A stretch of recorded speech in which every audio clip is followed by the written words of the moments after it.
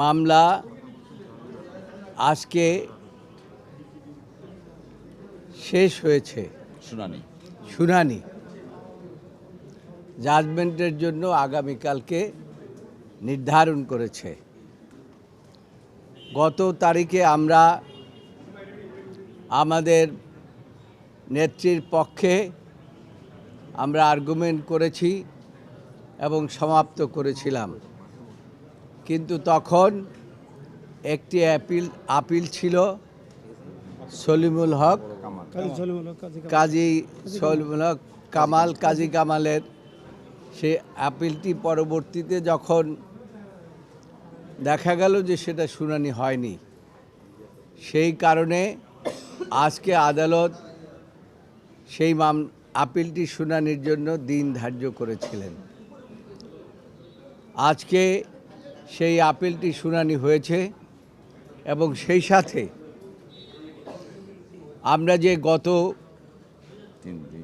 3 দিন যে আর্গুমেন্ট করেছি বেগম খালেদা জিয়ার পক্ষে, সেই সমস্ত বিষয়গুলো এসেছে। তার মধ্যে মূল যে বিষয়টি এসেছে সেটা হচ্ছে যে মূল যে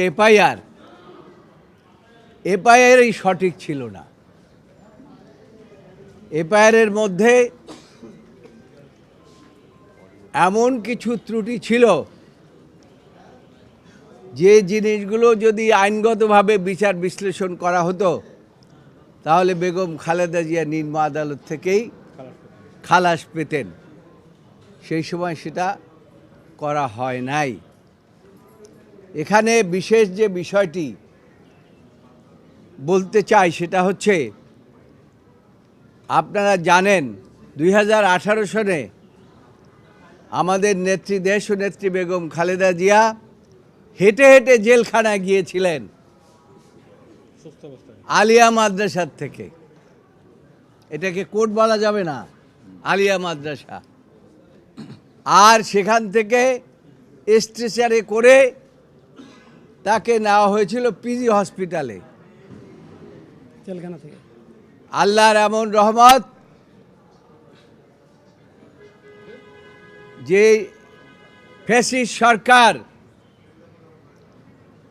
যে চেষ্টা করেছিল যে বেগম খালেদা জিয়াকে আস্তে আস্তে পৃথিবীর থেকে বিদায় করে দেবেন।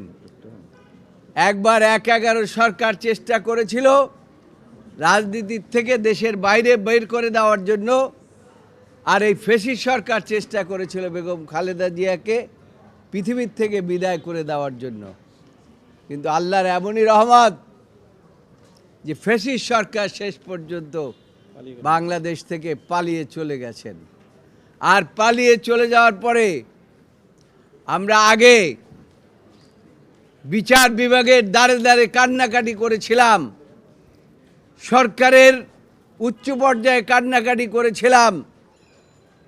দেশনেত্রী বেগম খালেদা জিয়া বাংলাদেশের গণমানুষের নেত্রী, তাকে বাঁচতে দেন, তার চিকিৎসার ব্যবস্থা করতে দেন, তাকে বিদেশে যেতে দেন। কিন্তু তৎকালীন সরকার, ফ্যাসিস্ট সরকাররা সেটা দেয়নি। কিন্তু আল্লাহর এমনই রহমত যে বেগম খালেদা জিয়া শেষ পর্যন্ত তিনি চিকিৎসার জন্য গিয়েছেন।